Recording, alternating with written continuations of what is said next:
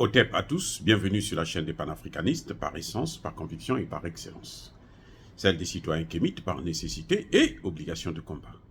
Nous sommes une chaîne qui n'est guidée que par nos ancêtres et rien que par les ancêtres qui appartiennent à l'égrégore du monde noir. Par conséquent, nous ne croyons en aucun Dieu venu de l'étranger. Toutefois, cette vidéo n'est aucunement destinée à inciter à la haine ou à la violence, car nous menons un combat qui est d'abord et avant tout spirituel, intellectuel et démocratique.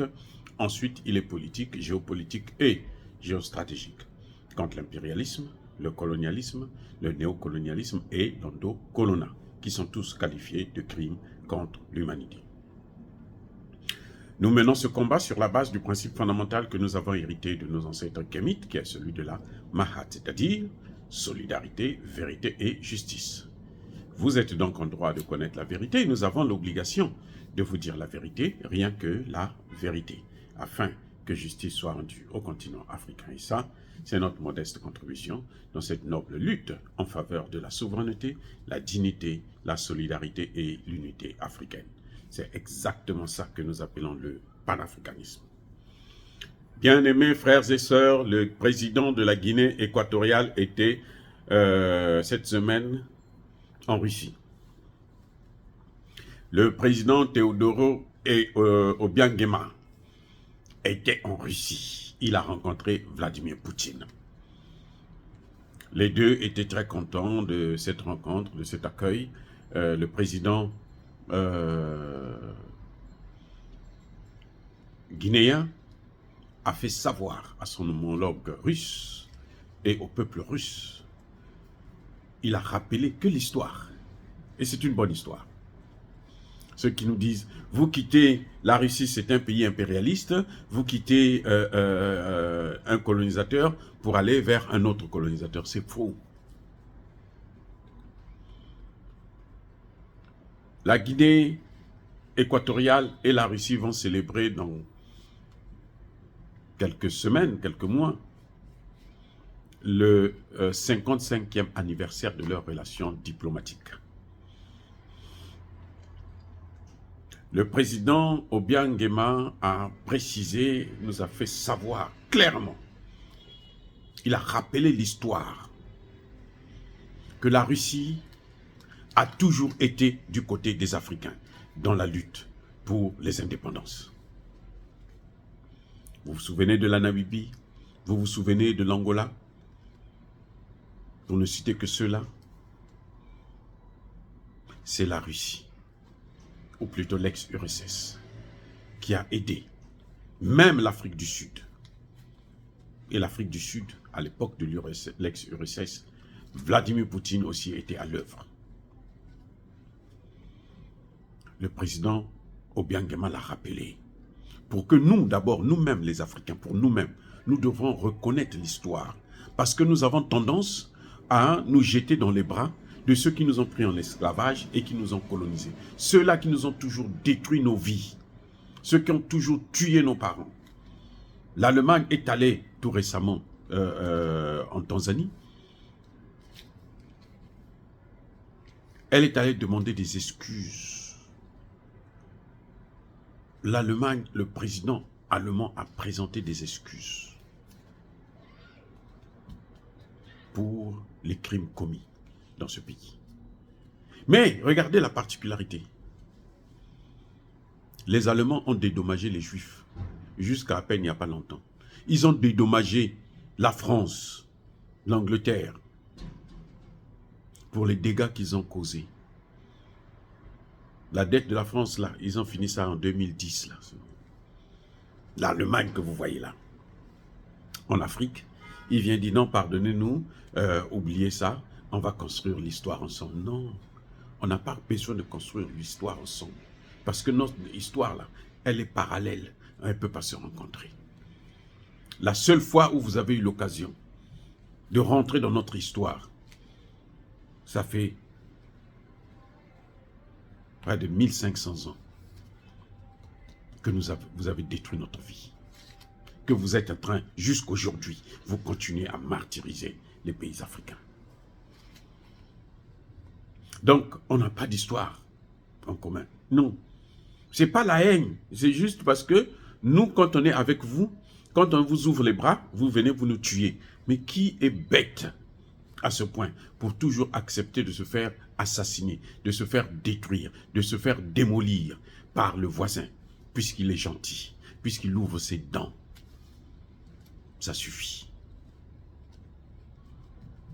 Donc, le président Obiangema, quand il rappelle ça à Poutine, c'est pour dire, mais vous voyez, ceux-là qui vont en Afrique, eux, ils vont là pour les intérêts, pour les matières premières. C'est tout. Parce qu'ils sont en difficulté, il n'y a plus d'énergie, moins bon marché russe. Donc, ils vont chercher là-bas, en Afrique. Ils vont là, c'est pour les matières premières. Sachant que l'Afrique est en train de s'émanciper, ils se disent, bon, et maintenant, il faut qu'on vienne au moins présenter des excuses parce qu'on leur a trop fait souffrir. Mais ils vont reprendre, les gars africains, ouvrez les yeux. Vous voyez pas ce qu'ils sont en train de faire dans le Sahel? C'est quoi? C'est la même chose. C'est la colonie. Ils n'ont jamais décolonisé. Hein.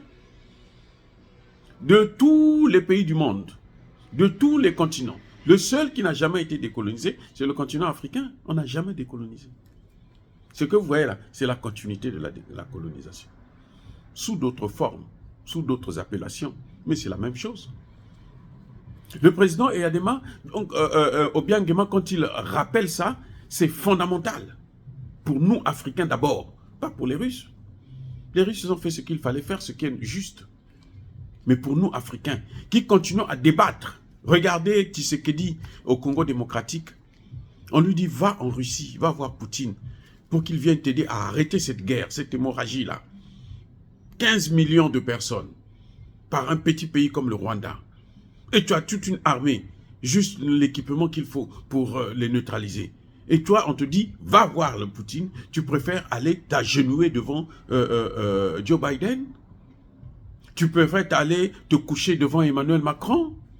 Tu préfères aller t'allonger devant le roi des Belges? Et puis il marche sur ton dos, sur ton ventre? Non. Voilà ce qu'il faut reconnaître. Ça, c'est l'histoire. Ce sont des faits. On ne peut pas discuter là-dessus, ce sont des faits. Il n'a rien inventé, ce sont des faits. Il a reconnu, l'Afrique n'est pas pauvre, mais l'Afrique est appauvrie. Et ceux qui l'ont appauvrie, ce sont lesquels? Mais ce sont les mêmes. Regardez la France. Ils ont pris même les buildings qui appartiennent à l'État équato-guinéen, qui appartiennent à l'ambassade. Ils ont pris au nom des biens mal acquis. Ils ont pris, c'est pour eux maintenant. Récemment, ils ont vendu l'avion présidentiel du Congo-Brazzaville. Ils l'ont bazardé à 7 millions. Ils avaient besoin d'argent, ils ont pris bazardé 7 millions. Un avion qui a une valeur qui coûte des milliards. Mais c'est se moquer des gens. Le président Obiangema a été... Mais alors, nous saluons ce comportement. Parce que dans des relations, la première des choses, c'est reconnaître les bienfaits. Si vous n'êtes même pas capable de reconnaître les bienfaits, c'est que vous n'êtes pas un être humain, vous êtes un monstre. Regardez, Emmanuel Macron se plaint pour 58 soldats qui sont morts dans le Sahel. Qui sont morts pour qui? La faute à qui? Mais c'est la faute à la France. C'est la France qui a entraîné les pays occidentaux, les États-Unis en premier, dans la guerre en Libye. Et ce sont eux, les États-Unis et la France, qui ont pris les terroristes, qui les ont déversés au Sahel. Parce qu'ils voulaient venir occuper le Sahel. Maintenant, par accident, vous avez eu quelques-uns qui sont morts, que vous avez d'ailleurs vous-même tués, probablement. Très, très probablement. Pourquoi les Américains n'ont pas eu de morts? Pourquoi c'est seulement des Français? Parce que ce sont eux-mêmes qui les tuent pour maintenir la psychose, maintenir le terrorisme et justifier leur présence permanente dans ces pays. Alors que la France, nous avons perdu des millions de personnes pour aller sauver la France lors de la Seconde Guerre mondiale. Mais le ministre burkinabé l'a dit à la tribune des Nations Unies. Et pour 57. Je ne dis pas qu'un mort, il y a une valeur plus importante, mais quand même. Surtout que ce sont des morts qu'eux-mêmes ils ont créés. Des conflits qu'eux ils ont créés. Des situations qu'eux ils ont fabriquées de toutes pièces. Donc ces morts-là, ce sont eux qui sont à l'origine de tout ça. Elle vient nous faire le chantage. Poutine n'a jamais fait ça. La Russie, même l'ex-URSS, ne nous a jamais fait ça. La formation, nous avons des formations meilleures que celles que nous avons avec les pays occidentaux. Parce qu'en Russie, quand les étudiants y vont, ils ont la bourse russe et la bourse de leur pays. Ce qui facilite les études. Quand vous faites, surtout quand vous faites de la recherche, là, si vous n'avez pas mangé, vous ne pouvez pas inventer la famine à point d'oreille. C'est compliqué, c'est très dur. Moi, je connais ce que c'est, puisque j'ai étudié en France, sans bourse, ni congolaise, ni française. Je sais ce que ça veut dire. Alors que les Russes nous présentent des études, ils nous offrent des bourses et ils nous donnent de quoi nous loger et de quoi manger. C'est déjà ça le plus important pour un étudiant. Donc le président Obiangema a fait un voyage qui est très important, qui est très bénéfique pour l'Afrique. La Russie a promu maintenant envoyer des hommes d'affaires. La Russie s'investit maintenant dans le domaine économique. Vous le savez avec Rosatom qui construira 4 centrales nucléaires au Mali et une centrale nucléaire au Burkina Faso. Probablement bientôt aussi au Niger parce que le Niger est déjà dans la liste. La Russie est en train d'investir. La Russie amène maintenant des hommes d'affaires qui ne viennent pas pour venir piller, parce que la Russie a les matières premières. Ils viennent pour nous apporter la technologie que les Occidentaux n'ont pas donnée depuis 60 ans, la période de l'après, de ces indépendances formelles. C'est réjouissant de voir ce genre de choses. Poutine dit, mes hommes d'affaires vont venir investir. Les hommes d'affaires occidentaux, dans les années 80, ils ont décidé de venir. Quand on a commencé à rentrer dans le FMI, vous savez ce qu'ils ont fait? Ils ont détruit toutes nos économies. Toutes les entreprises qu'il y avait qui fabriquaient le tissu, transformaient le coton, le sel, les boîtes d'allumettes, les ceci, les cela. La seule qui est restée, c'est celle de la boisson. Parce que ça leur apporte beaucoup d'argent. Mais tout le reste là, ils ont tout détruit systématiquement. Parce que ça, c'était vraiment l'économie. Le tissu africain, le pagne africain, c'était consommé en Afrique. Il fallait tout détruire. Maintenant, aujourd'hui, on est obligé de commander ça en Chine. Vous avez déjà vu des choses, des imbécilités comme ça? Et vous venez nous parler que non, nous sommes des partenaires, gagnants-gagnants. Alors quand vous venez chez nous, c'est juste pour nous appauvrir encore plus. Le président l'a dit, ils sont là, nous sommes spoliés. Ce sont eux qui viennent pour piller nos matières premières. Et la bonne nouvelle, la très bonne, c'est que le président est prêt à accueillir le sommet, le prochain sommet Russie-Afrique, en Guinée équatoriale.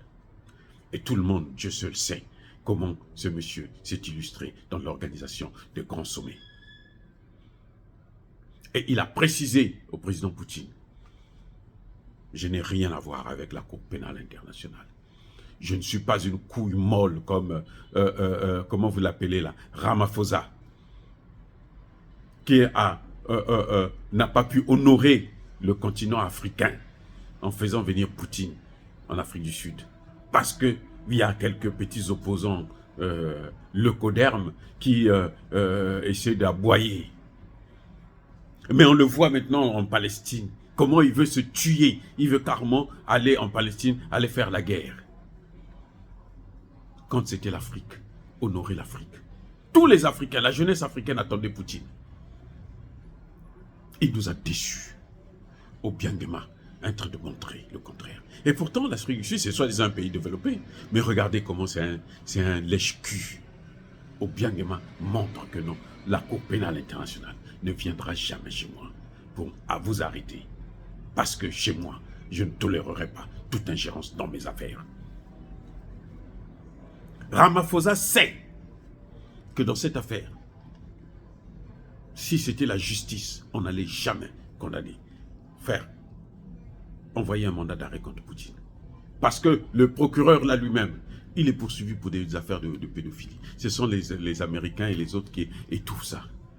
Mais il y a un dossier sur la pédophilie. C'est d'ailleurs pour ça qu'il est obligé de faire tout ce que les Occidentaux lui demandent de faire, parce que c'est un prisonnier. Regardez là, on l'a chassé en Israël. Là, récemment, là, on l'a chassé. Israël dit, sors, non grata, on ne veut pas te voir ici. Il est parti. Il a fait quoi? Il a tué qui? qui est mort? Personne. Israël a même demandé la tête d'Antonio Guterres, le secrétaire général de l'ONU. Donc voilà, Obiang Nguema est en train de montrer la voie aux panafricanistes, aux nouveaux dirigeants, Assimi Goïta, Traoré, Touadéra. Il est en train de leur montrer que, mais vous êtes sur la bonne voie. Que c'est ça ce que vous êtes en train de faire. C'est ça qu'il faut faire. Vous savez, nos chefs d'État ont encore, surtout cette génération, ils ont encore une autre façon de parler. Ils ne parlent pas comme les Occidentaux là le font, non. Là, c'est un message qu'il est en train de donner à Assimi Goïta, que je vous soutiens. Voilà le soutien. C'est ça le soutien. Puisque celui qui est avec vous, c'est mon ami. Donc vous êtes aussi mes amis. Ça va de soi.